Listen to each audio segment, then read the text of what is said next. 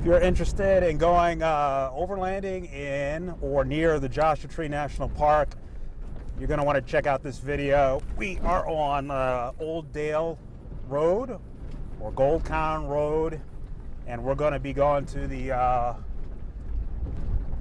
old mining district that is partly inside the Joshua Tree National Park.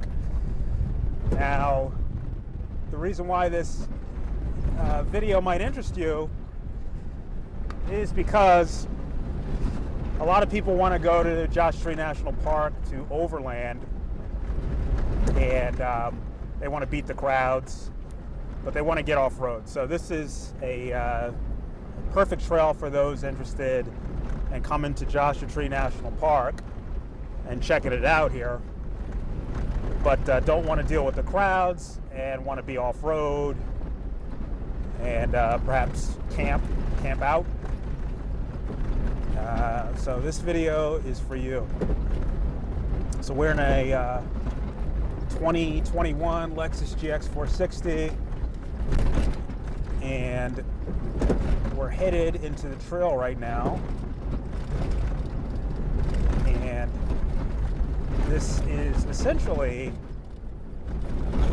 a road that leads from Highway 62 southeast into the Joshua Tree National Park.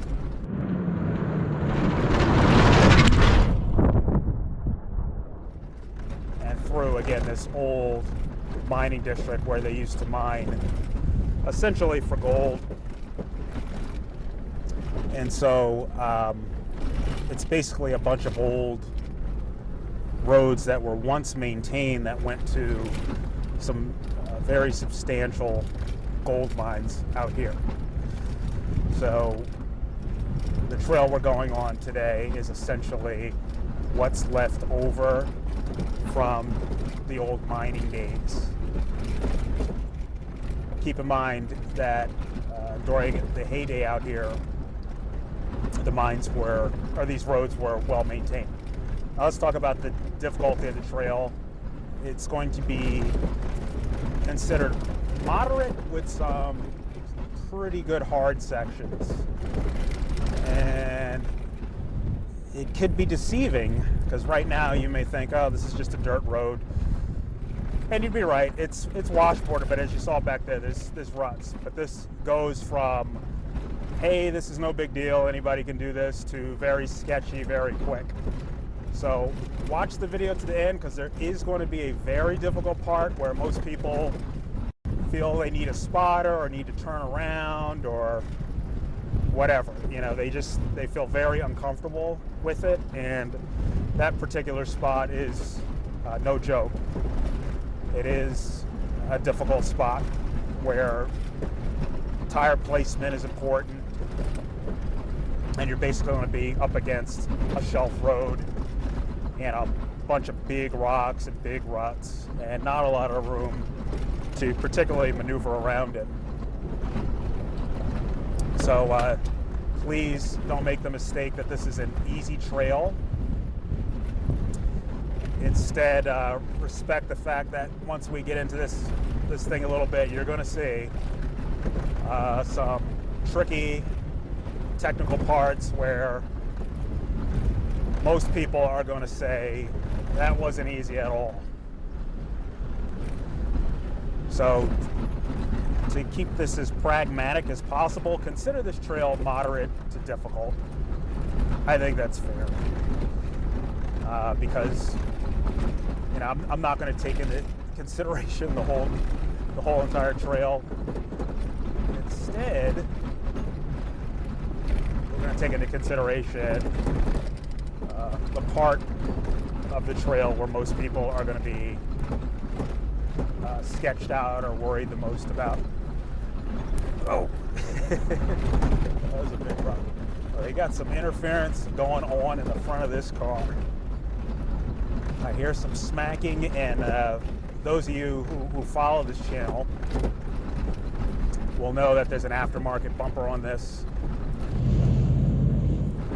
from the manufacturer, DV8, and right now the aftermarket DV8 bumper that I put on this thing is in the process of summarily tearing itself apart.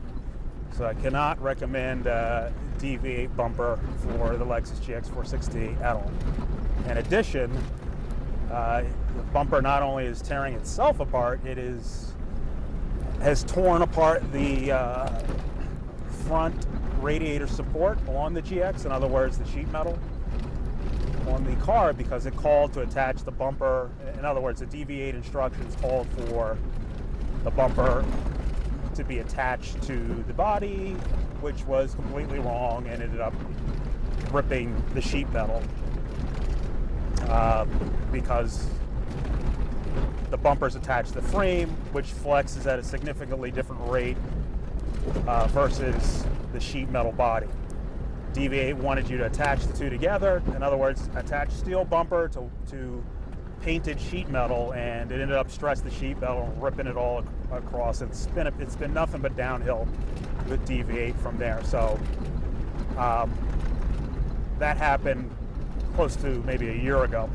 But now the DV8 bumper itself is shredding itself. It's literally just split straight through in the bottom portion of it, and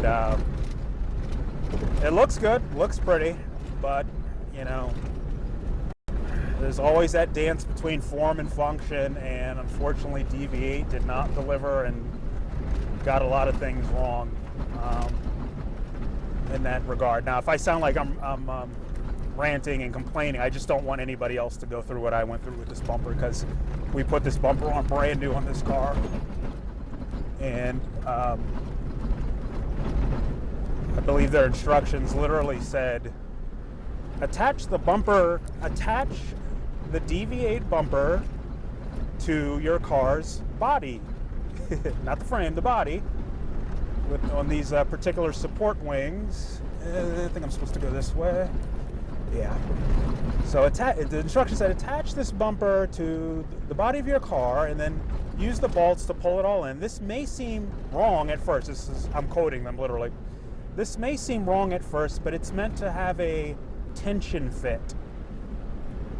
Well, unfortunately, it seems wrong, and it is wrong. So it was wrong, but what are you going to do? To make this whole conversation sound productive, I'm just going to say this. If you're looking at anything aftermarket, do your due diligence and use your common sense. I made the mistake of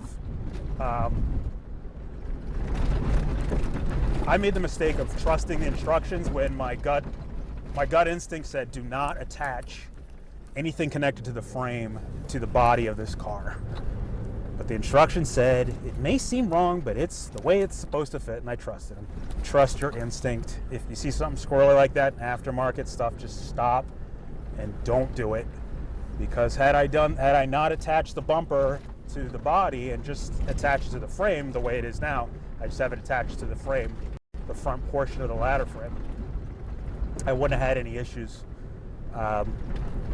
with this bumper tearing up the body of the car and probably tearing itself apart. But anyway,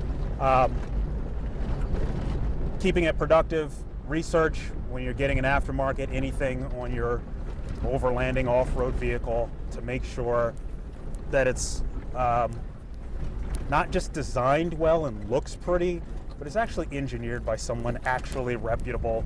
Read the reviews. I hate to say it, but this stuff is designed in America with Chinese influence, and you know what that means. The aftermarket stuff's not made in Japan, and it's not up to Japanese standards by any stretch of the imagination.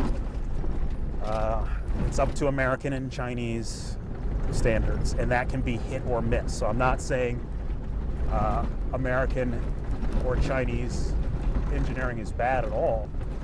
I'm just saying make sure that you go with a company that does things right, that respects form and function, doesn't just make it look good for the car, but actually puts some actual structural and automotive engineering behind what they're making so it's durable and lasts. We have RCI skid plates on this car, and they've been fantastic. So they're American design. and the RCI skid plates, from the front diff skid to the transmission skid to the center diff skid to the gas tank skid, have all been great. So do your research. All right, enough rambling about breaking stuff on your car when you go off-road. Let's talk about this trail. As mentioned, if you want to overland, this is in the Joshua Tree National Park. This is the gateway to it all. This trail is going to actually lead up, or meet up, I should say, with several other super awesome trails out here. I hope I went the right way. It kind of seems like I'm going a different way, but I don't know. Let's go with it. Anyway, this trail meets up with Black Eagle Mine Road, which is another off-road trail that's cool. Pinkham Canyon Trail, which is cool. And woo, hit the skids there. Purdue Canyon Trail, which is super cool, super popular. And Geology Tour Trail, which is super duper easy trail, but really pretty inside Joshua Tree National Park. So my point is, this trail that we're on now is pretty much the main artery of all the other popular off-roading and overlanding trails in the area. So if none of that made any sense, what I want to say is this. The trail I'm on now is your main off-roading Joshua Tree National Park trail, and it happily meets up with at least four other hugely popular overlanding and off-road trails, which I just mentioned. Keep in mind, of course, you are in the Mojave Desert, so pack accordingly, and that simply means, first and foremost, tell somebody where you're going.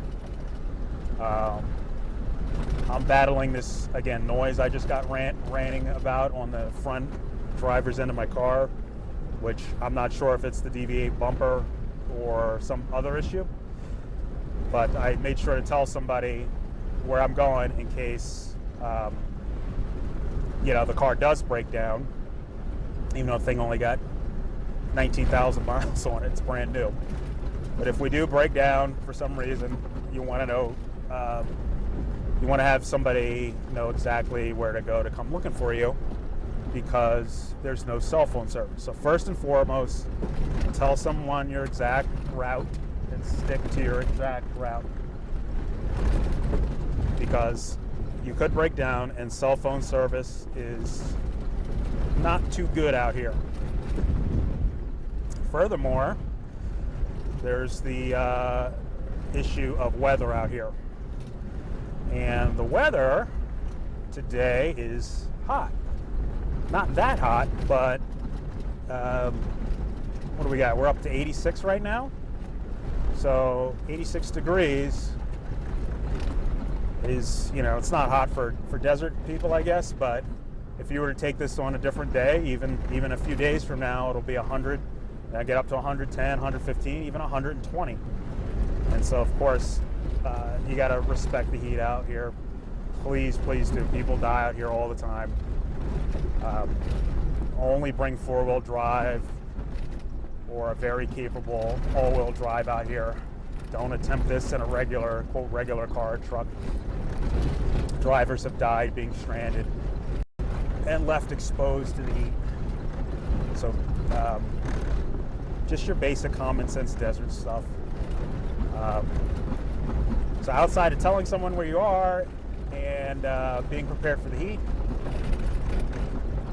you're going to want to bring, obviously, your water, your food, some electrolytes, snacks, and recovery gear. I have a bunch of ropes, shackles, these sort of things that I keep in the back in case I need to be recovered or somebody else comes along. keep in mind we're here on a weekend, so right now it's Sunday, and even though this is a hugely popular park now, and you know, the main areas of the park, in other words, the paved areas of the park are probably jam-packed right now. We may be lucky to see only one other car, if any cars today. So keep in mind that even though this is a quote popular trail and a super popular park, it doesn't mean once you get on these off-road sections that there's going to be people around to help you. So don't think, in other words, don't think, oh, I'm in a national park, I'm good to go.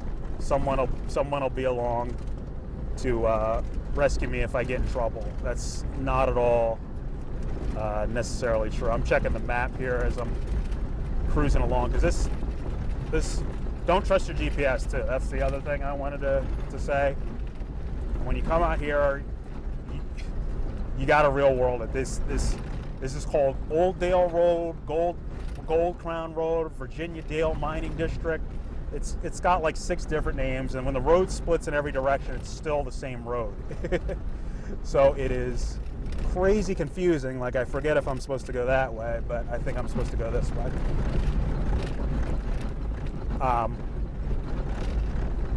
So keep in mind that the maps and the GPSs you can't rely on. Bring a good old-fashioned paper map, and if you don't have a paper map, just look at your phone map, but realize that the term the term map on such roads out here is a very loose term. You know, people may know this road has 6 different names.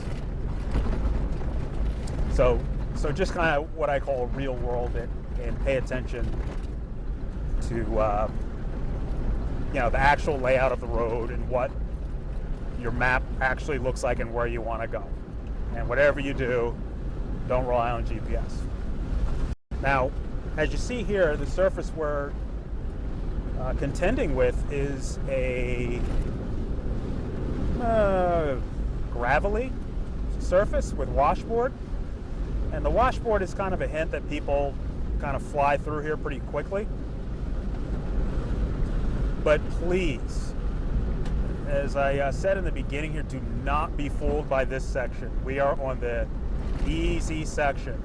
And if there's one thing I learned from off-roading, you have to take into consideration the whole entire trail. And what you see in the beginning means absolutely nothing to about where you're headed. So, as I keep saying, we're going to get to some sketchy stuff. So, if you're watching this, thinking, this is easy, this guy's not doing anything, hold on. We're just getting started. Let's go over the cameras real quick. That'll help you get some perspective too on what we're doing. And when I say cameras, I mean the way I have our equipment set up. Now, sometimes you get these trail markers here on the left that are kind of helpful, but then, does that say JT 1927 or whatever? Oh, ruts. Woo! Oh, big ruts. Be careful for these. See these? Now, this is just what we were going to talk about. You're cruising along thinking it's easy, and then you get something like that. So keep your eyes out. Weather changes the trail. Anyway, let's talk about the cameras real quick, and that is the camera above is significantly flattened out, and you're going to get above a on top of the roof of the car type of view. My view inside is what I see. So when we get to the sketchy part, the difficult part ahead, it may seem flat to you. It may seem like it's just a dirt road. It's not. That's just the cameras doing what they do when they film off-road stuff, which is flatten everything out and make it look smooth and easy. So look at the interior cam to realize to get a better understanding of how limited my visibility is. Now you can see these are rutted. This road's completely rutted. Okay? So you're gonna have to, even on these easy parts, keep your eyes out for these rutted sections in the beginning, and realize that weather also plays a factor. But we're getting here now to the more difficult part. So the cool part about this trail is that it starts out pretty ho-hum, pretty whatever, pretty easy, and then it sneaks up on you and starts getting real, real quick. So please do hang on to the end. Now we're in the BLM area now. For people interested in overlanding, you can camp out here, so you can set up your dispersed camping or whatever they call it out here. You're just camp wherever you want type of deal, anywhere you want out here. And as you can see, nobody's out here, even though we're here on a Sunday. Still haven't seen one car yet, and we may not see anybody during the whole trail. All right, let's go this way. I think it all meets up.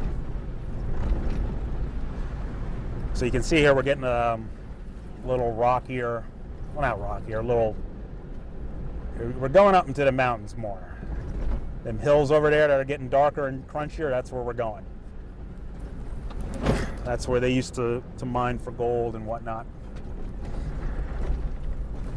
And as you might imagine, once we get into those regions of crunch, ow, oh, whew, that was fun. Once we get into these darker hills here, it's going to start getting interesting and more difficult.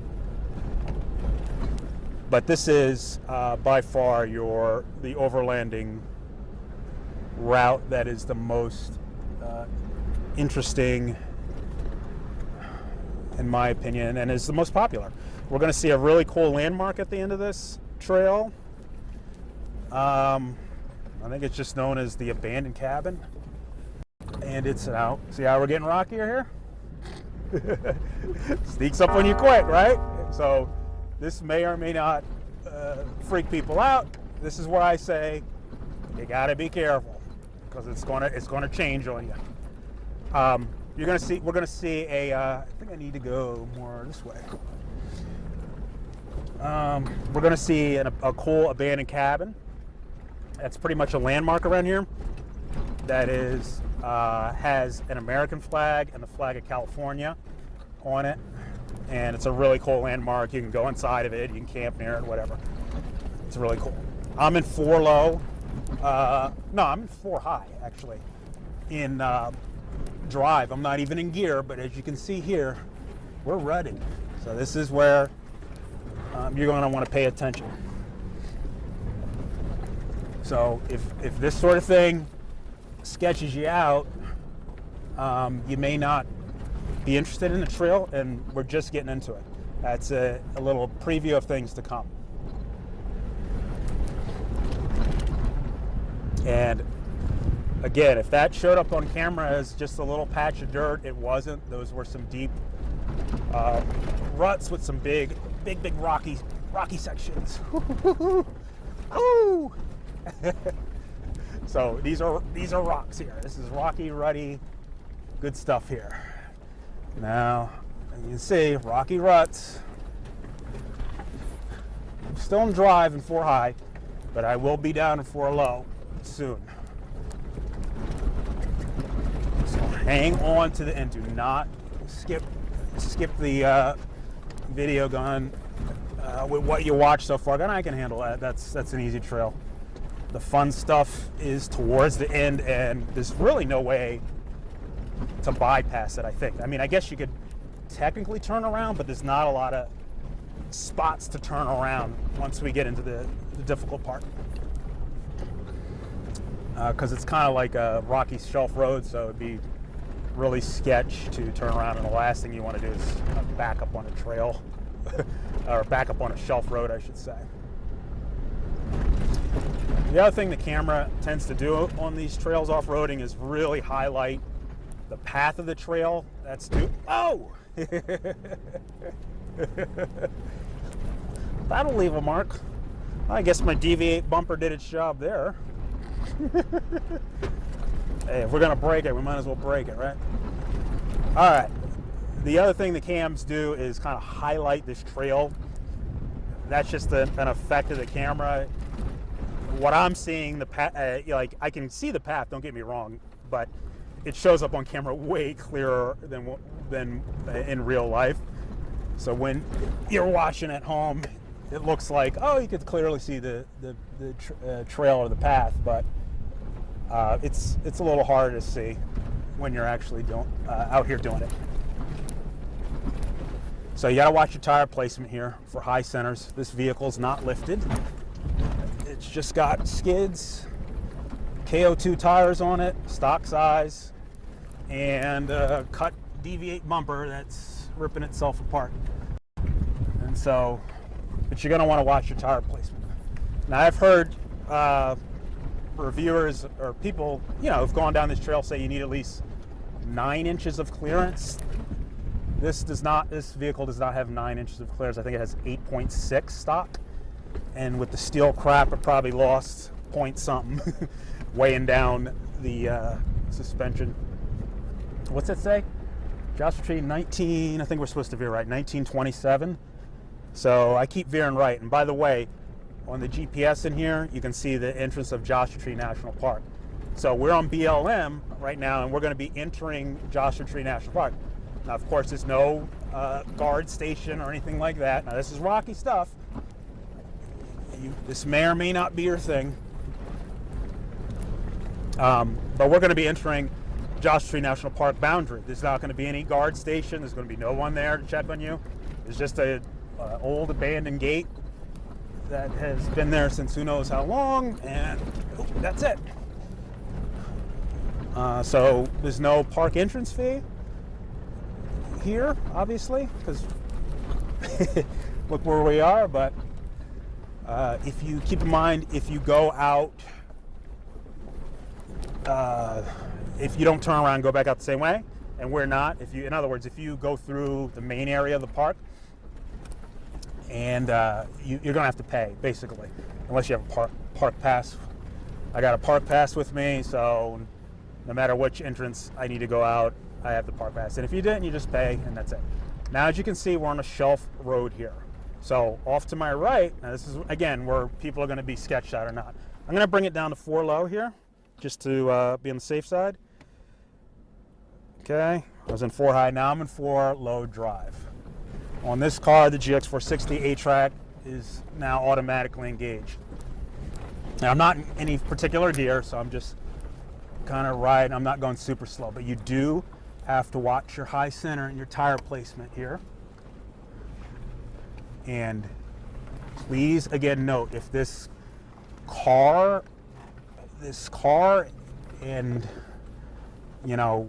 I've been on this trail before, so me driving it, don't let that fool you if that looked easy for you. I'm not saying it's some difficult trail. I'm just saying keep in mind this GX460 has great traction and everything else. So it tends to make these trails look easy because there's no wheel spin, there's no struggling, there's no drama with this car.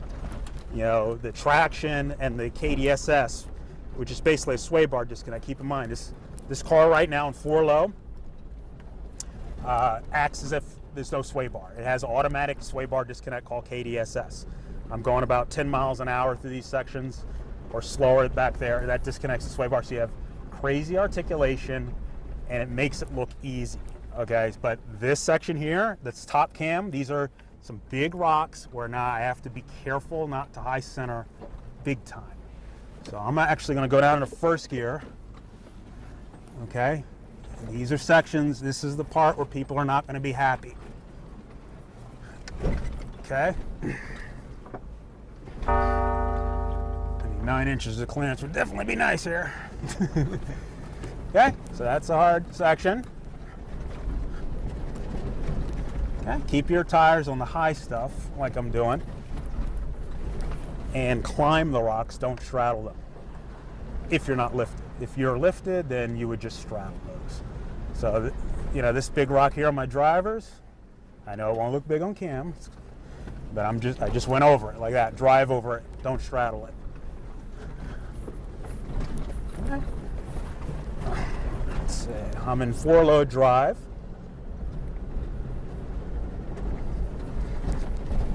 So if you're used to these type of roads, you're going to be a-okay. But if this is where you draw the line and you're like, that's some rocky stuff, you're not going to be good. Plus, we're still not at the hardest stuff yet. We're coming up on that. So you can see here we're getting rockier and we're looking straight ahead into the Joshua Tree Park proper. In other words, all that stuff ahead of me is the national park. Do I see any vehicles down there? Nope. All right, since I'm going downhill, I'm gonna go down into second here to slow it down.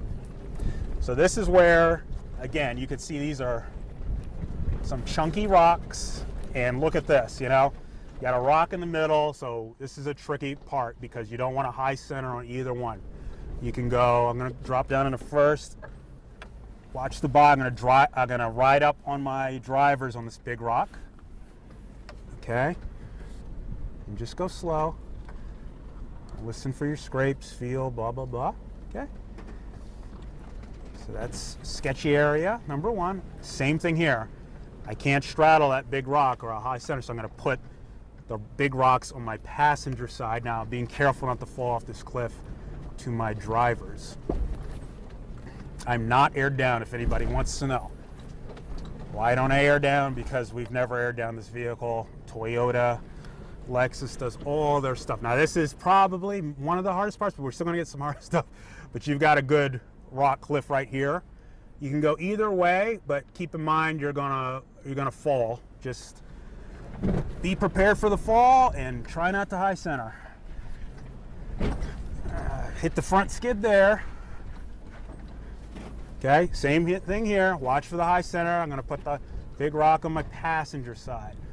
I'm gonna kiss this bush here. I'd rather kiss the bush than high center. And on this vehicle, once you're over that front differential area, you're good to go. Meaning that's the lowest part. All right, back into drive from first gear, still in 4 low.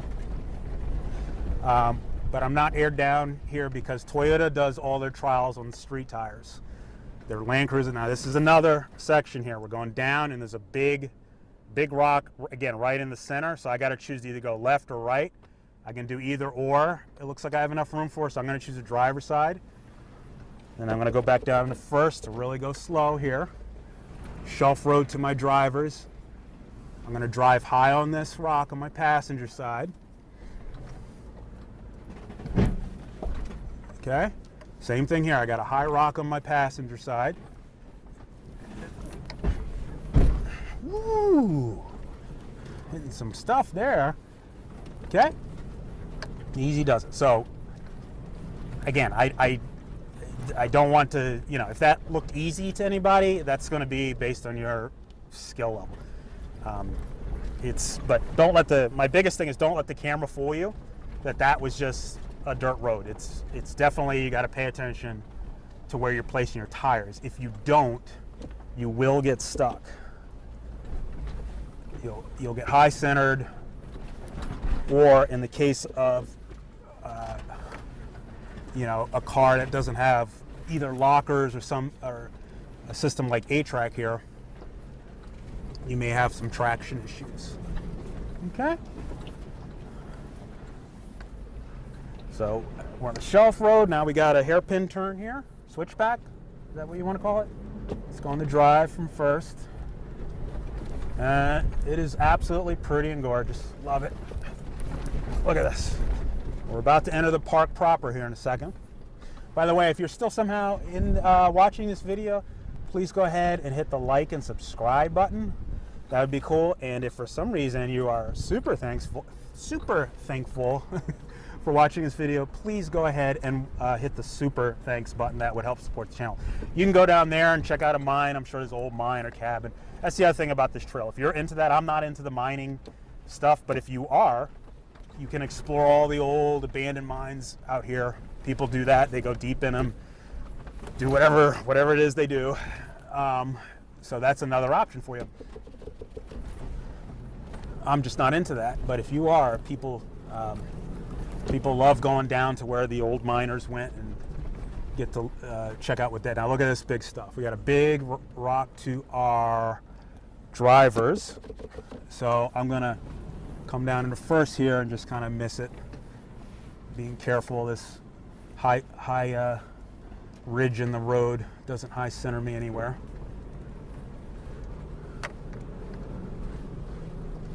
So, yeah, you can explore the mines, you can camp out here, and it's your entrance to Joshua Tree National Park, which we're going to be hitting. I can see on the GPS that green area. We're coming up on it, and you'll be able to see in a second what it looks like. Now, if you're unfamiliar with the car I'm in, it's a Lexus GX 460, and essentially what's known as a Land Cruiser Prado in the world market. All Toyota 4Runners are based on this car, not the other way around. When Lexus brings the Prado, or Toyota brings the Land Cruiser Prado over here, it's a Lexus GX 460. When they start removing features from this vehicle, it starts to become the 4Runner. All right, same thing here. Be slow, be careful. This is a big rut. It's not a flat road, and I do not want a high center. Okay, just take your time. And tire placement. So this is going to look like your cup of tea, or it's going to completely freak you out. But many people have done this trail. It's hugely popular, even though we're apparently not going to see anybody all day today. But it is, I promise it's popular. But again, watching my tire placement. Now we got some big drops here.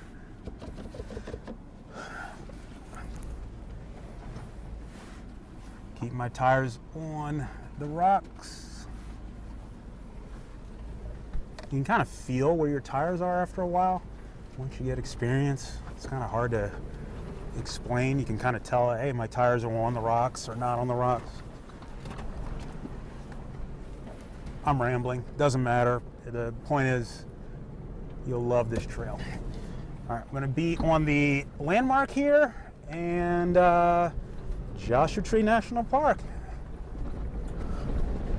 Now, this landmark, you gotta be careful. I think you gotta hook back at it. I hope that wasn't it back there. I don't think it is.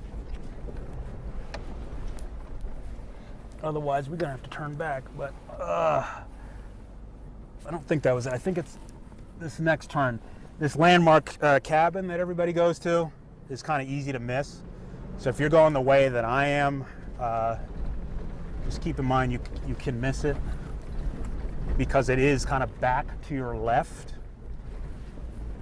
And if you blink, you'll miss it.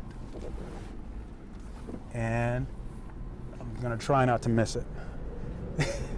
But if I do, I'll put in some B-roll of when we hit it last time.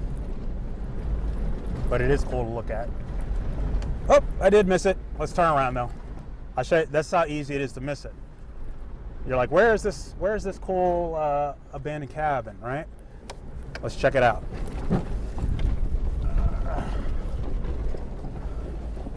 Oh, there's the Joshua Tree National Park sign. All right, so as you can see here, I almost missed it, right? So dead ahead is it, and there's nobody here. Absolutely nobody here.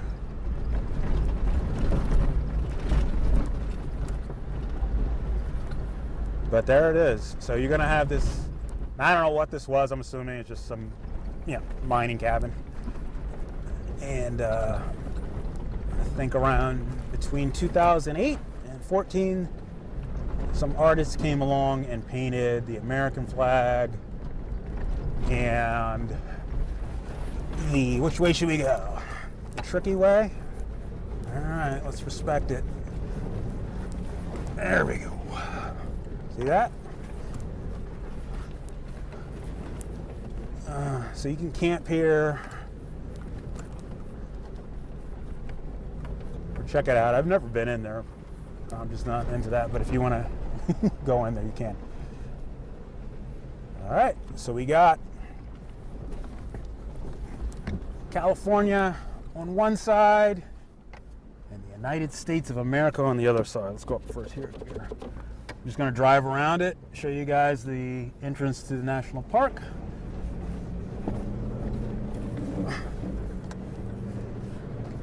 Okay. Ooh. And then we'll, that'll do it for this video. But let's check out the national park entrance here, just so you get your bearings. Ooh. That'll get rid of the weak stuff, right? I just need to bang the car more to fix sounds that I don't know where they're coming from. You know, just let it fix itself by just breaking itself loose. I'm gonna be careful here.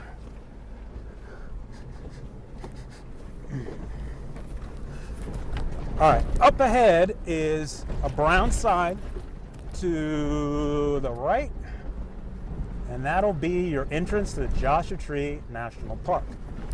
Now, do keep in mind, we are not done yet, because once we get in here, you know, I know I said a second ago that's going to wrap it up. What I meant was that's going to wrap it up for BLM land. The hard part of the trail is not over. So you still have some hard spots I'm about to show you. So please don't go anywhere, because you may see the sign and go, oh, we've reached Joshua Tree National Park. The hard part's over. We're in a national park. That's going to take care of me, right? Nope.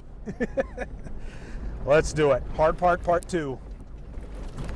So now we're officially in the Joshua Tree National Park. And as you can see, it looks the same. Which is to say, beautiful. But you didn't have to pay either, and that's pretty cool. But as you can see, it's not La La Land just because they put a park sign there. Quite the opposite. It's still the same stuff. Matter of fact, some might even say that this is harder, or will get harder here. This is a big dip, so be careful here. Pick your placement here. Watch your bumpers, front and rear, so you don't rip them off. That's a departure angle, approach angle thing. So now you're in the park, and as you can see, that the park maintains this road pretty much daily, right? Of course, I'm just kidding. There's roads actually worse here. So I'm down in second gear, but we got crunchy, rocky stuff, shelf road, and more of the same. So you're going to kind of get good practice on this terrain. So this is a great type of trail if you're nervous about these type of rocks that you could get some experience on. I'll take my drivers over that. Okay. Let's go on the drive. It's a beautiful day. What do we got? 84 degrees out. And we still haven't seen one car yet. How crazy is that? This is literally the most popular off-road trail in Joshua Tree National Park. And not one other person here is on a Sunday. Now, this is the area where you don't want to see any other people, unless, of course, you're in trouble. And then you would want to see more people. But, because it's a shelf road and there'd be no passing room here. Got a pretty good scary drop to my driver's side. And so I'm keeping it in 4-low first, since I'm going downhill on this rocky, rutted shelf road.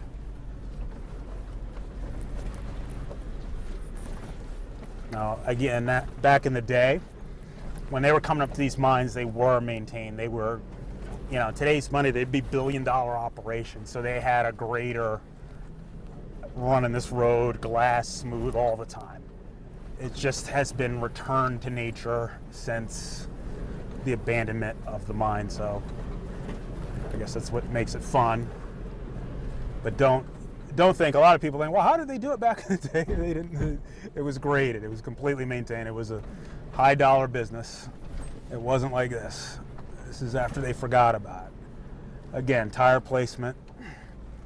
Go slow when in doubt. Okay, and then we're almost at the bottom here. So, just so you know, anybody watching who's interested in the GX460, or even if you're not, the ground clearance with this trail, we took this trail in a stock GX460 with 8.6 inches of ground clearance. just fine, even with the low-hanging Lexus GX460 front bumper and rear bumper and mud flaps. You know, take your time and you won't hit any plastics. But if anybody's keeping track of measurements and ground clearance, 8.6. Now, I don't know what the lowest ground clearance car has ever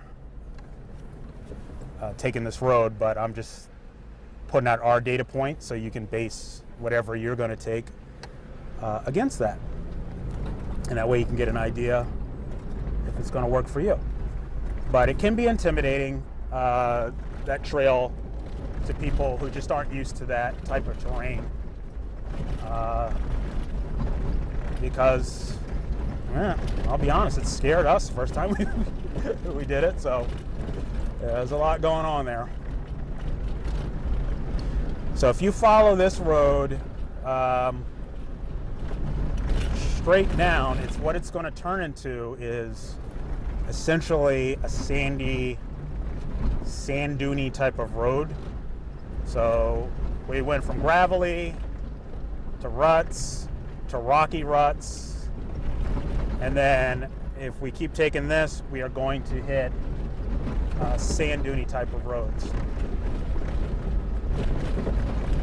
Let's see. And so what I usually do is just bear right. Now, this is not by any means the end of all the mines and the offshoots and everything. There's Brooklyn Mine that way, there's OK Mine, there's Ivanpah Mine.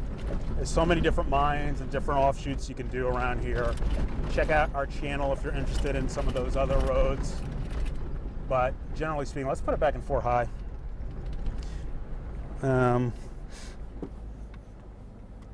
Generally speaking, right now you could take your butt back. You could take yourself to any of those offshoots, or you could just do what we're doing, is just going back to the quote main road of Joshua Tree National Park. And when I say main road, I mean the main paved artery of Joshua Tree National Park. So it's going to be washboarded here for a while, but still respect it. Oh, there's Brooklyn Mine Jeep Trail Road. I can see on the GPS ahead. So ahead, if you were to make a left, you'd get into some more fun. We've done that, so check the channel if you want to see that. But if you just stay straight here, it's going to bring you right into the pavement after some time driving. Here's the sign. So it says Brooklyn Mine Road that way, Old Dale Road straight ahead.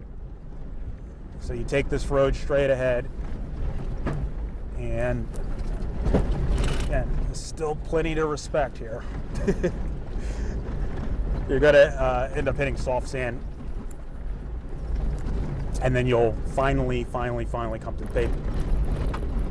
And keep in mind, and I can't stress this enough, this last section here is still a death trap if you're not careful, because it is going to have soft sand. So it's not going to be firm like this, it's going to be sand dune. So, you know, basically you're not going to have to worry about any rock obstacles, you're going to have to worry about burying yourself in sand. So that's your next challenge that you're going to face. All right, if you have found this video helpful, please remember to like and subscribe. Again, this is just a general highlight of the Old Dale Road, Gold Crown Road, Virginia Mining District area in Joshua Tree National Park.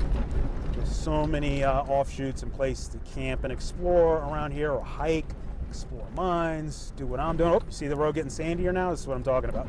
So it's going to completely turn into sand dunes here. And the next challenge will be not sinking in. So respect that.